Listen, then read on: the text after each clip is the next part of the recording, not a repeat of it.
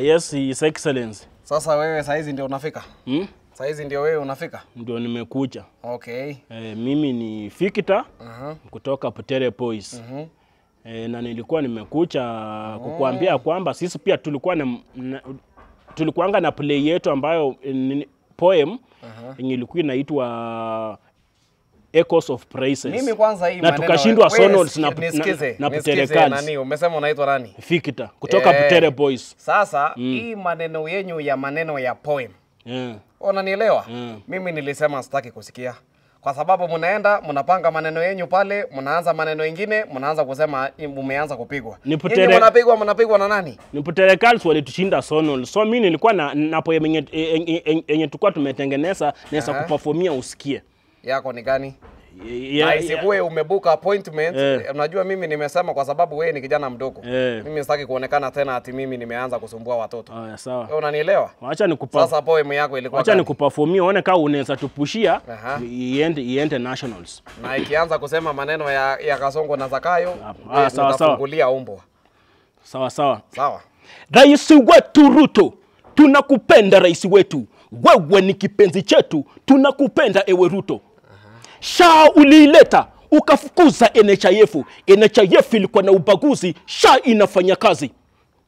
Dola tulipata ikiwa juu, ukaiteremsha chini. Sasa tunafanya biashara na mataifa juu. Tunakushukuru mheshimiwa. Mafuta ya gari ilikuwa juu, petroli ulishukisha, kerosini imeenda chini. Tunakushukuru rais.